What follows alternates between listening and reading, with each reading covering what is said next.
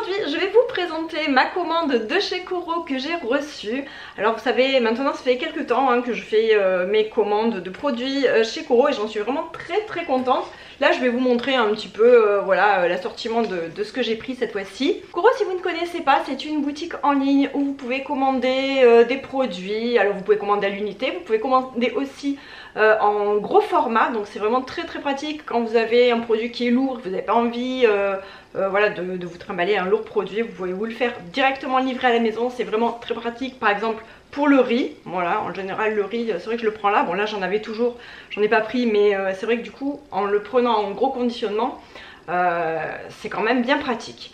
Voilà, sinon la farine aussi, donc là vous verrez j'ai pris 10 kilos, enfin 10 paquets de farine du coup. Et sinon sur le site de Coro vous avez énormément de produits bio, vous avez aussi quelques produits sans gluten, vous avez des produits vegan que vous ne trouvez pas spécialement ailleurs aussi. Donc franchement c'est vraiment très pratique je trouve, et vous avez un très large choix de produits et souvent à prix vraiment concurrentiel. Donc je vous invite à aller voir le site. Si vous êtes intéressé, moi j'ai un code promo à vous donner où je ne gagne rien dessus parce qu'en fait en contrepartie il me donne un bon d'achat pour faire mes courses. Mais voilà, donc si vous êtes intéressé, c'est LittleBene5 et vous aurez moins 5% sur votre commande. Donc cette fois-ci ce que j'ai pris comme d'habitude, ce que je vous disais tout à l'heure, c'est mes paquets de farine. Donc moi je les prends par 10. Alors déjà c'est un petit peu moins cher en plus si vous les prenez par 10 paquets. Et c'est de la farine type 55 et franchement elle est très bien. Elle fait 11 grammes de protéines. Alors je le dis pour les personnes qui aiment faire du sétan maison à la farine lavée. Donc vous avez 11 grammes de protéines. Moi j'avais testé une première fois, la première fois que j'avais testé de faire du sétan, je l'avais fait avec cette farine là et ça marchait vraiment très bien. Et d'ailleurs j'ai vu que Mûre et Noisette a sorti, enfin Raphaël a sorti une vidéo il n'y a pas très longtemps sur comment faire le sétan de A à Z. Enfin, je vous mettrai aussi sa vidéo dans ma barre d'infos, comme ça au moins si vous êtes curieux d'aller voir, parce que moi je ne ferai pas de vidéo dessus de toute manière. Et j'avais découvert le sétan grâce à elle en fait, qui en avait parlé, elle avait trouvé sur la chaîne YouTube de l'herboriste. Et puis voilà, moi je trouve que c'est un super produit, c'est un produit très protéiné qui remplace la viande, qui est très apprécié des véganes, mais pas que des véganes aussi, enfin, il y a vraiment plein de gens qui adorent ça. Et voilà, c'est imbattable niveau prix, parce que ça vous coûte votre paquet de farine, donc c'est vraiment très peu cher. Et vous avez une grosse pièce de sétan que vous pouvez vous partager à 2 ou 3 personnes, ou même 4 personnes. Et voilà, donc c'est super. Et sinon bien sûr la farine, moi je fais voilà, tout ce qu'on fait avec la farine. Enfin je veux dire, je m'en sers vraiment tout le temps. J'ai pris également des petites boîtes de maïs comme ça. Alors elles sont vendues par lot de 12, vous pouvez aussi les acheter à l'unité. Et moi j'aime bien ce format parce que en général quand je me sers du maïs j'en mets soit dans des salades composées, soit dans des chilis. Et ce format il est pratique si on veut pas en mettre beaucoup je trouve. Voilà, donc là je les ai achetés par 12, comme ça au moins je suis tranquille, j'ai plus à y penser. Et puis j'ai mon petit stock d'avance et c'est vrai que j'aime bien avoir mon petit stock de produits d'épicerie d'avance pour voilà, quand je fais mes courses par semaine. Une de mes dernières vidéos c'était où je vous parlais du budget courses et où je vous expliquais que je faisais mes courses une fois par semaine. Et je vous disais aussi dans cette vidéo que j'aimais bien faire justement un petit stock d'avance de produits secs pour pouvoir improviser un repas de dernière minute ou voilà, si jamais vraiment on n'a plus rien et qu'on n'a pas envie de faire les courses, ou alors qu'on n'a pas envie de dépenser encore plus pour, enfin, en retournant faire les courses. Du coup c'est quand même bien pratique d'avoir des petits produits secs à la maison. Voilà, donc les petites boîtes de maïs comme ça, très pratique. J'ai pris aussi un paquet de 2 kg de lentilles corail bio. Alors, les lentilles corail, c'est vraiment super bon. En hiver, voilà. C'est vrai qu'en été, j'en mange moins, je vous dirais. Mais en hiver, quand même, on en fait pas mal parce que je fais pas mal d'algues de lentilles corail. Je m'en sers également pour faire des bolognaises végétariennes. Et c'est tellement bon dans la bolognaise végétarienne. Franchement, on dirait trop qu'on mange une bolognaise à la viande. C'est vraiment très bon. Voilà, donc là j'ai pris un paquet de 2 kg comme ça.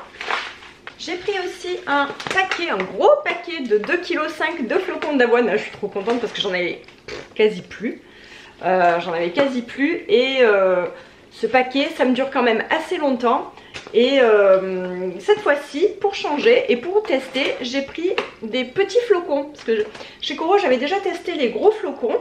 Et en fait, j'aimais bien hein, les gros flocons. Je m'en servais aussi pour faire mon granola maison. Et sinon, je le mettais dans le Thermomix et je le mixais pour en faire limite de la farine. Si jamais j'avais envie de l'incorporer aussi dans des cookies. Parce que j'ai une recette de cookies qui est vraiment super bonne avec des flocons d'avoine. Mais là, du coup... En fait c'était le même prix, que ce soit le paquet, le paquet de 2,5 kg de gros flocons ou de petits flocons. Donc je me suis dit que j'allais prendre les petits pour changer. J'ai pris également de la purée d'amande. Alors la purée d'amande, celle-ci je ne l'ai jamais achetée. J'ai jamais commandé de purée d'amande directement comme ça parce que d'habitude je prends la complète. La complète et il y a toujours la peau dessus. Je vais vous montrer. Donc je suis allée chercher mon autre pot, il m'en reste la moitié. Et celle-ci c'est la complète et je l'adore, vraiment elle est très très bonne. Mais bon en fait on consomme ça on va dire, vous prenez l'équivalent de... Comme si vous preniez du beurre en fait, hein, puisque c'est du beurre, hein, c'est exactement la même chose en fait au niveau, comment dire, du gras. Et voilà, donc on en met très très peu. Hein. J'en ai acheté quand même assez souvent. Et cette fois-ci... Pour tester, j'ai pris celle où on avait enlevé la peau pour voir s'il y avait une différence de goût parce que finalement je connais, moi je connais que la mienne, celle-ci là.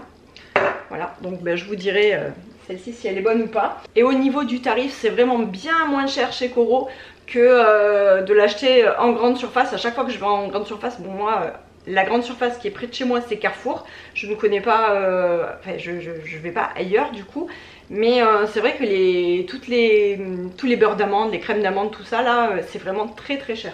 J'ai également pris une boîte de haricots rouges.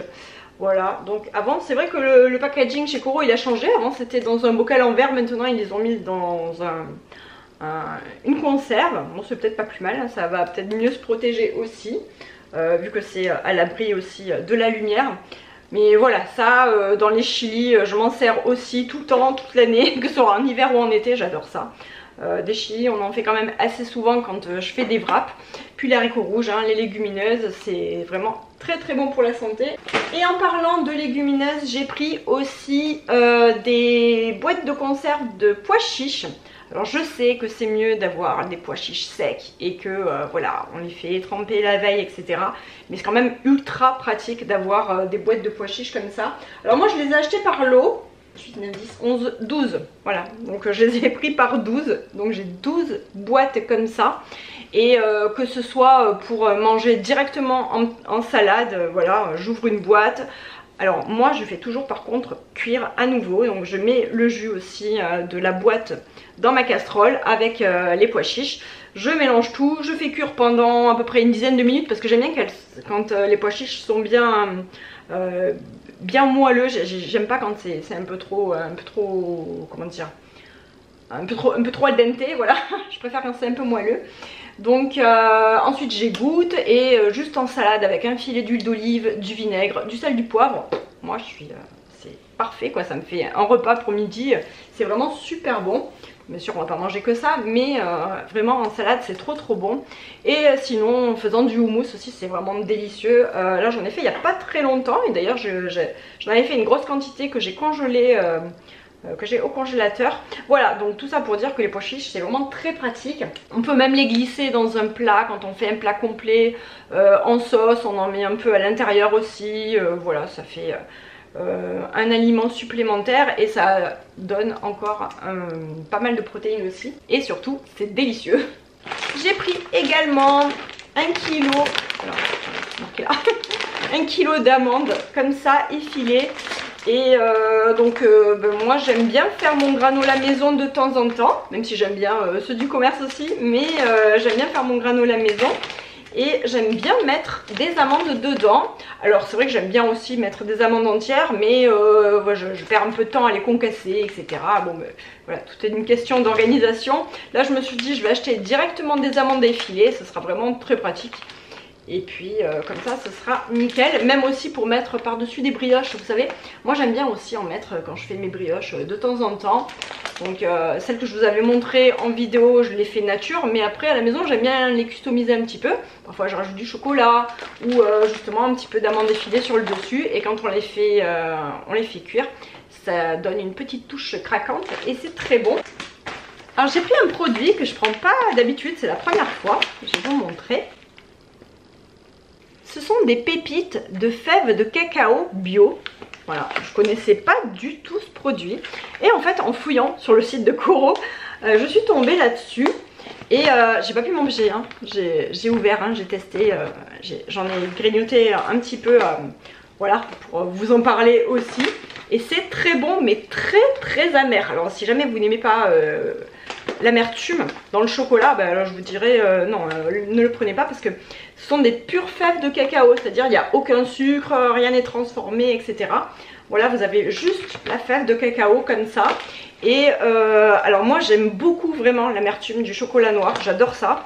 Et je trouve ça trop bon. Et en fait, même sur le site de Coro, donc vous pouvez lire aussi les commentaires des gens. Et donc il y a plein de personnes qui aiment bien en mettre dans les yaourts. Alors moi j'ai pas encore testé, hein, parce que j'ai juste grignoté un petit peu comme ça pour goûter. Mais dans les yaourts ou alors dans des préparations qui sont déjà très sucrées et vous n'avez pas envie de mettre encore des pépites de chocolat. Vous avez envie d'un petit goût de chocolat, mais vous n'avez pas envie de mettre, comment dire, du chocolat mais sucré en plus dans cette préparation qui est déjà sucrée. Donc voilà, donc là du coup ça vous permet d'avoir le goût du chocolat mais sans le sucre finalement, puisque c'est pas sucré du tout. Voilà, donc j'avais envie de tester et moi vraiment j'aime beaucoup, et je pense que dans le yaourt je vais beaucoup aimer d'ailleurs. Ça a l'air très bon à mettre comme ça dans les yaourts. Mais je vous conseille aussi, par exemple, quand vous voyez un produit, de lire les commentaires pour, comment dire, vous avez toujours des personnes qui vous donneront des idées de recettes, qui vous diront comment elles ont accommodé le produit, etc. Je trouve que c'est vraiment quand même bien pratique. Et j'ai pris, alors ça c'est un de mes best-of du site de chez Coro aussi, 2 paquets, donc voilà. Ce sont des pâtes complètes à l'épeautre bio et elles sont trop bonnes, vraiment elles sont trop bonnes.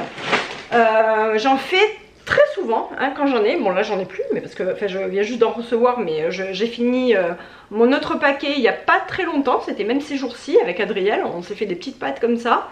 Et on s'est régalé, et vraiment nous, ces pâtes là, on les adore, enfin tout le monde à la maison adore ces pâtes là. Et elles sont pas très longues à cuire. On pourrait penser que vu que c'est des pâtes complètes, on met vraiment très longtemps pour les faire cuire. Là je trouve pas, je trouve que c'est pas hyper long, une dizaine de minutes elles sont prêtes, franchement nickel. Et en général on les mange alors soit avec une sauce tomate, soit avec un petit filet de crème, ou même avec un peu d'huile d'olive et juste du basilic, un peu d'ail dessus, et c'est vraiment très bon.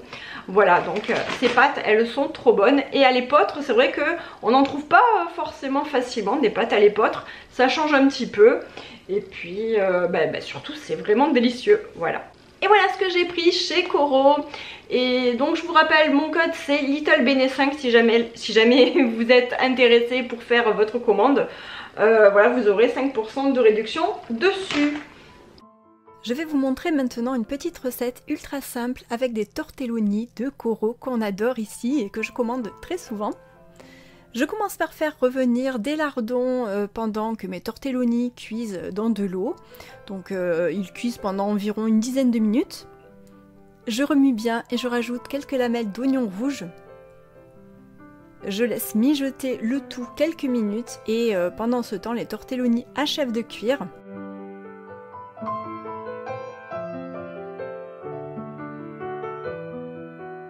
Et ce que je fais aussi souvent, c'est que je mets quelques cuillères à soupe de l'eau de cuisson dans mes lardons pour que l'amidon fasse le lien en fait, pour que ça lie un peu le tout.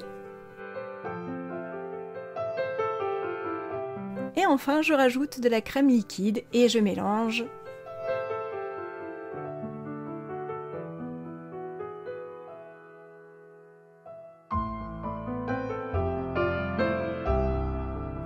Et je mets beaucoup de 5B moulu, vraiment. Alors nous on adore ça, j'en mets beaucoup. C'est pas vraiment du poivre, hein, ce sont des 5B, donc c'est quand même bien plus doux et ça apporte un super goût.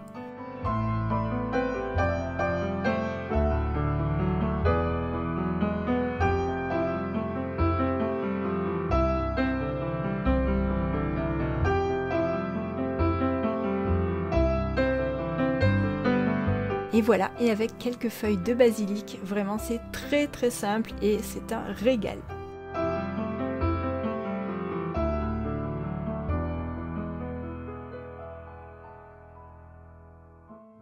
Ces derniers mois, j'ai souvent préparé du sétan. D'ailleurs, les clips de vidéos qui suivent ont été tournés il y a plusieurs semaines. Je vous ai mis d'ailleurs quelques clips par-ci par-là dans les vidéos précédentes que j'ai déjà publiées. Je vais vous montrer rapidement comment je procède en me basant sur la vidéo de l'herboriste puisque j'avais suivi sa recette de A à Z et je vous mettrai en barre d'infos évidemment sa vidéo ainsi que celle de Mûres et Noisettes. Il faut généralement utiliser de la farine blanche avec 12 g de protéines mais je prends celle de chez Koro qui en a 11 g et j'y arrive très bien, je fais ça tout le temps. Alors évidemment ma caméra n'a pas filmé. Donc là ce que j'ai fait c'est que j'ai mis un paquet de farine et j'ai rajouté à peu près 550 g d'eau, donc 540 je pense. Et là donc j'ai mélangé un petit peu grossièrement comme ça avec la cuillère et ensuite je vais mélanger à la main.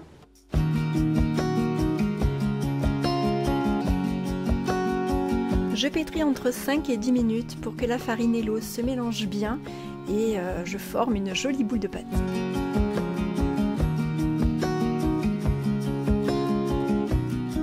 Et maintenant qu'elle est pétrie, je vais la faire reposer pendant 1 heure.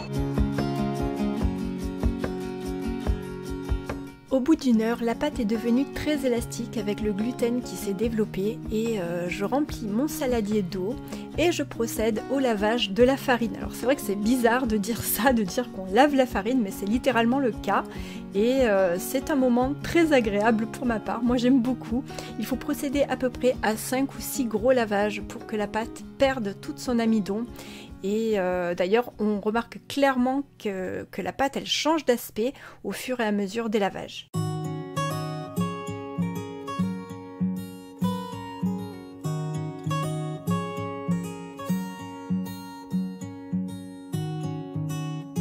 Voilà, une fois que j'ai fait mes différents bains, maintenant je vais laisser reposer pendant une vingtaine de minutes comme ça dans l'eau. Je laisse encore la pâte s'égoutter ensuite une vingtaine de minutes et je vais l'incorporer d'épices.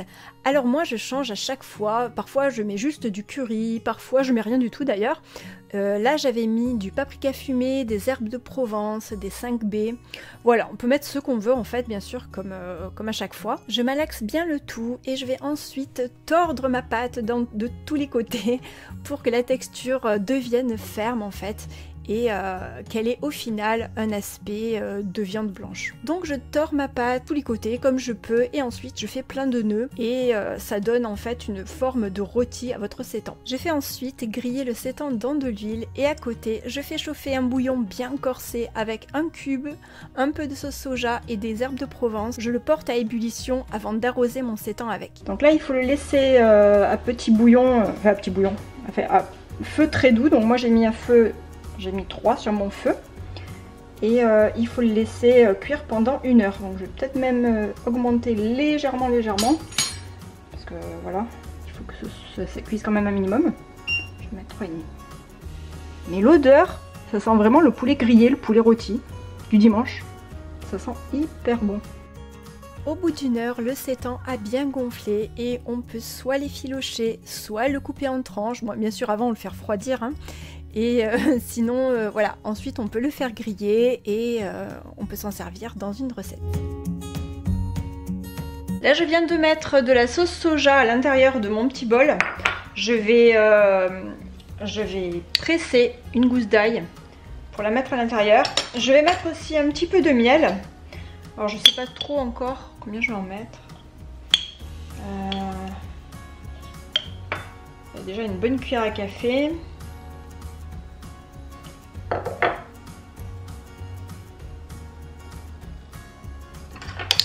Là je je vais rajouter la gousse d'ail. Bon, c'est une très grosse gousse d'ail.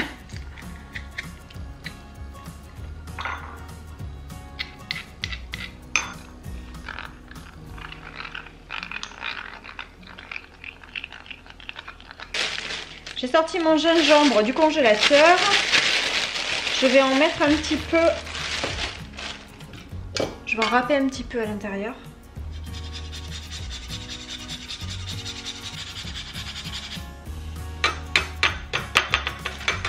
Et je vais mettre un tout petit peu d'huile aussi.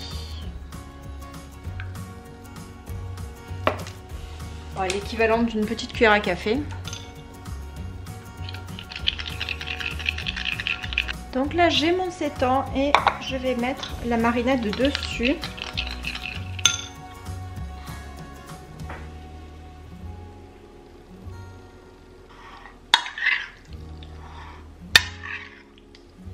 Voilà, maintenant que j'ai bien imbibé tout ça, je vais pouvoir le couvrir et le replacer au frigo pour quelques heures jusqu'à ce que je le fasse cuire. Pour manger ça ce soir avec du riz, ça va être délicieux.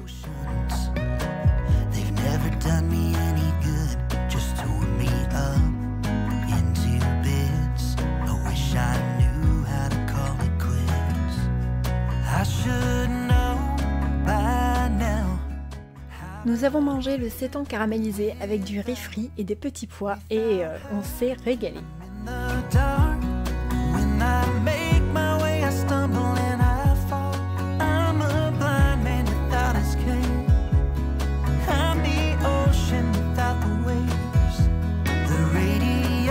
Merci à tous d'avoir regardé cette vidéo, j'espère qu'elle vous a plu. Moi je vous fais plein de gros bisous et je vous dis à bientôt pour une prochaine. Bye! Guess I'll have to try.